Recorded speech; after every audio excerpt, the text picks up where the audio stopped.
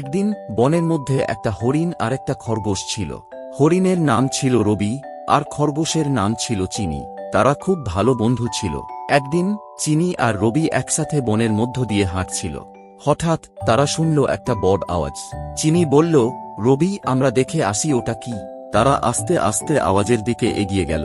তারা দেখল একটা ছোট্ট খরগোশ গর্তে পড়ে গেছে আর বের হতে পারছে না। চিনি বলল, আমাদের তাকে সাহায্য করতে হবে। রবি বলল, তুমি ঠিক বলেছ চিনি, আমরা তাকে উদ্ধার করব।